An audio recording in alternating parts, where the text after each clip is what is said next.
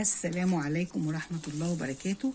احنا دلوقتي هنعمل طريقة جديدة لتوك صغيرة لبنوتات لبنات كبار بحاجات كده تكون عندنا.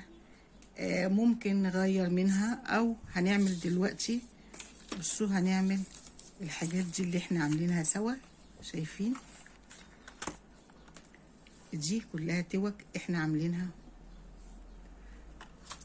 هنعمل مثلا اعمل لكم واحده زي دي الاول،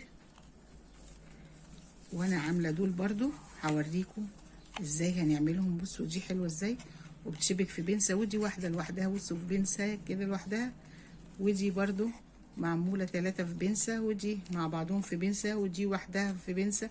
في بنس العاديه اللي هي الكبيره ديت بتقدري تعمليها وتستغليها وتعمليها منظر جميل يمشي مع فستانك اللي انت رايحه حفله كده. يعني بنتك الصغيره بتعملي لها توك. انا مثلا عايزه اعمل زي واحده زي دي دلوقتي. هتعملي ايه؟ هتجيبي قطعه من دي، قطعه من البقره اللي انت جايباها.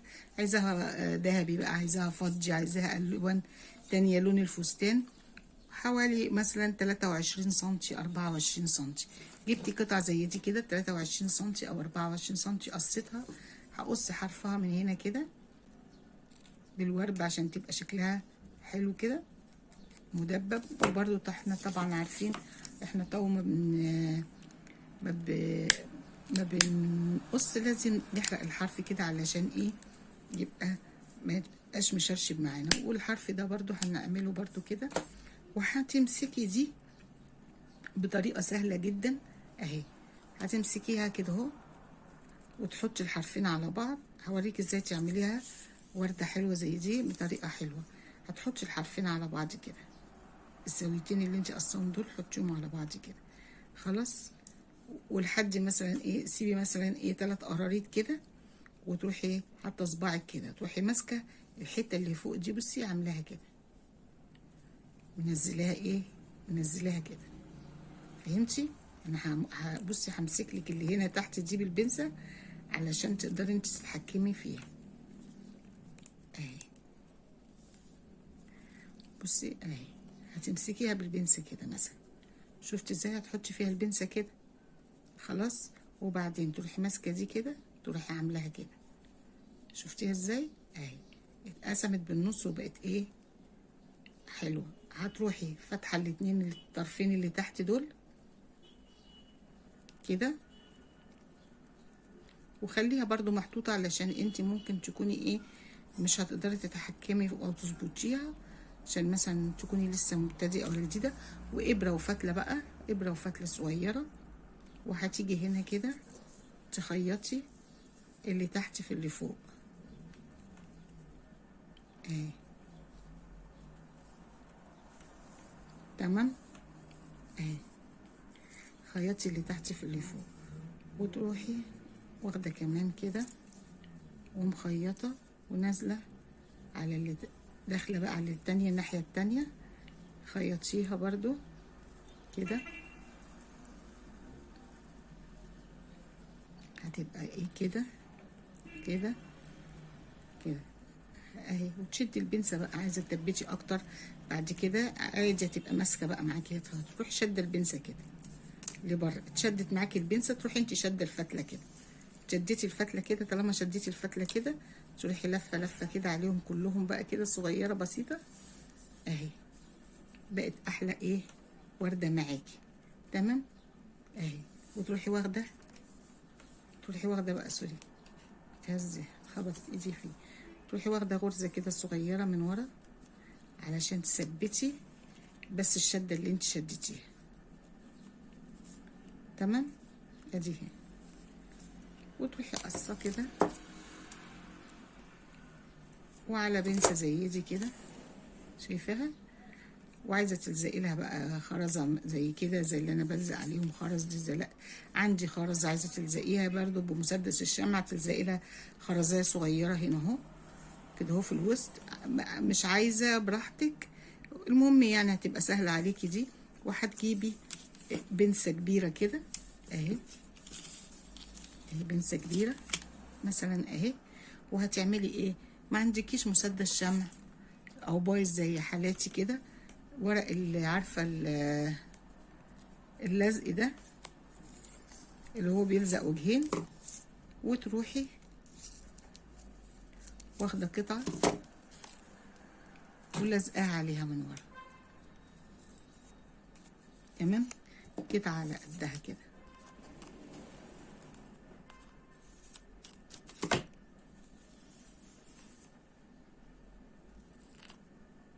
تروحي لازقاها في الظهر كده من ورا، وبعدين تشيلي الجزء بقى اللي هو بيتشال ده، هيلزق معاكي الجزء اللي تحت والتاني هيتشال وبس. وتروحي لازقه فيها البنسه كده، او تعمليها بمسدس الشمع اي حاجه مش مشكله. اهي بقت فول اهي. اهي هتفتحيها كده وتحطيها في الكارت كده، بقت توكه جميله، ورده جميله حلوه اهي، شكلها في منتهى الجمال. عايزه تعملي دي بواحده بتلاتة، عايزه تعملي زي دي، بصوا هنعمل زي دي. عايزه يكون عندك، هوريكم دلوقتي طريقه دي، هوريكم دي الاول بس عشان هي اسهل.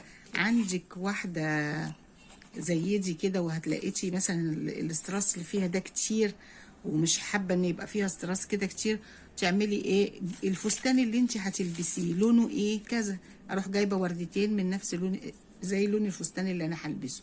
وهعمل ايه برضو؟ هجيب الشريط ده حل مشاكل كتير، واجيب برضو حته من الشريط ده كده، واروح لازقاهم برضو على، واروح لازقاه على المكان اللي انا هلزقهم فيه كده. تمام، واروح شايله كده دي الزياده بتاعتها، القطعه اللي في الوش بتاعتها، هيغير شكلها وهتبقى، حتى لو انت لبستيها مثلا على الشكل ده مره وعايزه تغيري، عايزه تخلي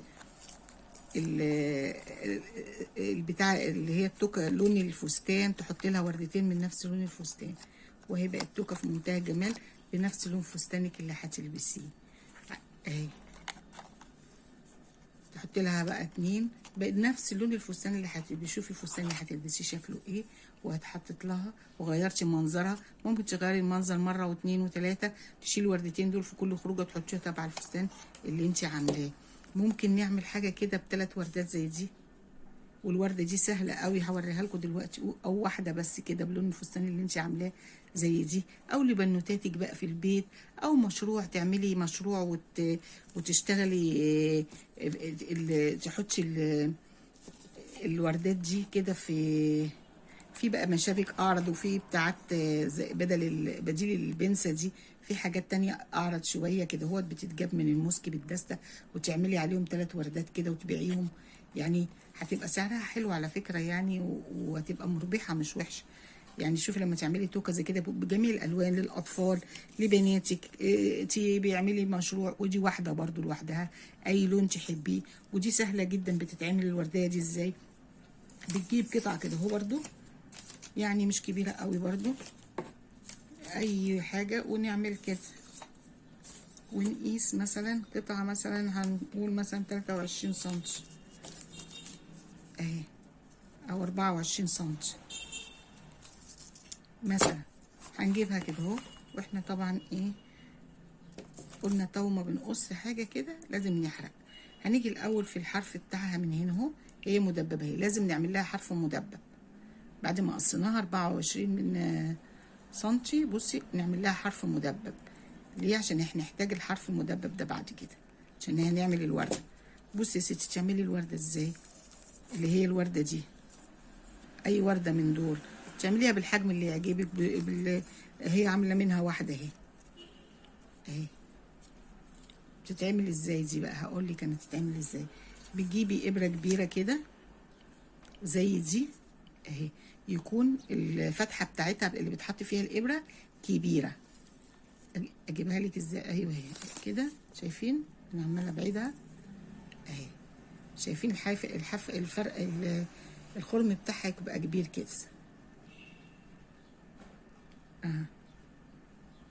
وتروحوا من برضو بتوع اللي بيعملوا ده، وتروحي ماسكه شريط الستان اللي قصتي 24 سنتي ده، تروحي حطها كده بصي بس ماسكه الابره ودي ما تخرجش منك، يبقى كل الشغل معاكي على الابره تحتفظي بيه. بصي كانك بتسرجي سراجه عاديه من غير فتله اهي، كانك بتسرجي سراجه عاديه من غير فتله، كانك تعملي سراجه عاديه من غير فتله. انا بعمل على مهلي اهو عشان تشوفوا الابره ماشيه ازاي اهي، في الوسط كده ماشيه في وسط الشريط بالراحه من غير فتله، بعمل زي كاني بسرج، بس انا معيش فتله، بس انا عامله حرف مدبب من قدام اهي اهي اهي اهي كده اهو كده كده. خلصنا خلاص امسكها بقى من كده واطلع فوق كده بصوا، واروح حاطه السن المدبب ده، الحرف المدبب ده في خرم الابره، الضمه زي الفتله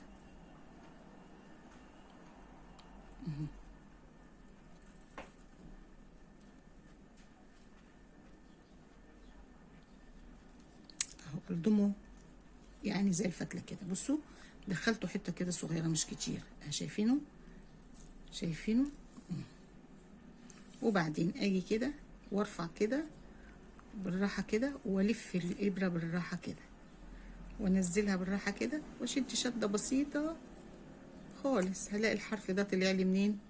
من ورا من هنا. شايفين الحرف طلع ازاي؟ والورده بقت جميله كده، شايفينها بالذمه؟ شايفينها حلوه اهي. ومن اي حاجه تقدري تعمليها. واجي بقى بعد كده بعد ما طلعت الورده الجميله تقدري تلفي منها كده وتعملي، عايزه تعدليها هي بتطلع معدوله وما شاء الله بتبقى زي انها اهي متظبطه وكله. يعني لو في عايزه تلفي جزء على جزء ناحيه تانية بتاع يعني اهي، بس هي بتطلع معموله عامله نفسها مظبوط. وبرده بنيجي هنا على طول عشان نقفلها بالولاعه ونقفل بقى كده علشان هي ايه تتقفل بقى ما تتفكش خلاص اهي. ايه رايكم؟ في منتهى الجمال. بتحطيها عايزه تحطيها على دي جنب دي بصي هتبقى في منتهى الجمال. لو عايزه تلزقيها على دي جنب الورده دي مثلا اهي، هلزقها بايه؟ بالشمع او بمسدس الشمع. لو ما عندكيش مسدس شمع يعني اتصرفي، عندك الشمع وعندك الولاعه. هو المسدس بس بتاعي بايظ اهي. هتروحي عامله لها كده لزقه كده وتروحي حطاها كده وتضغطي عليها تمام، بقت دي مع دي. ولسه عاملينها دلوقتي زي اهي. استني بقت مني تاني، استني اهي. هتبقى كده لو لزقتيها. مش صعبة خالص، هي سهلة جدا وبجد يعني طريقة حلوة جدا للتزيين. او ورد كده انا عملت قبل كده في الفيديوهات الورد ده، ممكن برضو في بنسة كده بتحطيها على فستان. ممكن عايزة دي بتمسكي شريط ستان كده اهو مثلا زي كده، بتروحي جايبة الابرة والفتلة اهي كده اهو ونلضمها عادي كده اهي، وتروحي عاملاها تانية الحرف بس كده، تتني الحرف وتروحي مكشكشه. اعملي مجموعه توك لولادك، تشكلي لاحفادك، اللي تحطيهم في كروت كده، ممكن عايزه تعرضيهم للبيع في اي مكان. حاجات كلها ظريفه مش وحشه، دي حاجات يعني شكلها جميل جدا وقيمه. يعني كفايه ان هي هاند ميد. يعني بصي حاجات بصراحه يعني لا حلوه. يعني انت مثلا لما تعمليها وتعمليها مشروع ليكي، لو انت محتاجه تعملي مشروع طبعا تحفه. حاجات اولا صغيره متاخدش وقت، متاخدش خامات كتيره، ممكن تعمليها وانت قاعده قدام التلفزيون بتفرجي. يعني بصي يعني تساعدي نفسك باي حاجه منهم اهي خرجتها اهي كده. بتاخدي بقى الحجم اللي انت عاملاه اللي انت عايزاه، وبرده بتلزقيه على الكليبسه او على التوكه، تعدليه وتعمليه على اي حاجه. حاجات كتير ممكن تعمليها. ممكن تعملي دي، ممكن تعملي وردة من دي وتاخدي شريطة من دي كده. بصي الشريط اللي هو بيبقى اللي ده، بصي بتاخديها كده مجرد بس كأنك بصي بتقصيها وبصي تعمليها ازاي. بصي بتمسكي دي وتعملي دي على دي كده، عملتي دي كده على دي اهي. بصي تجيبي دي تحطيها على دي كده زي طريقة المقص. خلاص وقصيتي، تقصي بقى من هنا. واي وردة من عندك اهي تروحي حطها كده ومخيطها او لازقاها، وتلزقي عليها بنسة، تلزقي عليها كليبسة. كل الحاجات دي افكار جميلة جدا، ممكن تعملي منها مشروع كويس جدا ينفعك وفعلا هيساعدك، لانه هو فعلا مش ما بيكلفش، ما فيهوش خامات كتير، يعني ما فيش مواد خام كتير فيه، فمش هتبقى مكلفة. يعني هتشتريها يعني كام بكرة كده مختلفين تقدري تعملي بيهم اشكال، هيبقوا في منتهى الجمال وحاجات جميلة هتنفعك وتنفع اولادك لو انت مش محتاجة تعملي يعني وتعملي مشروع. واتمنى اكون افدتكم النهارده، واشكركم والى اللقاء.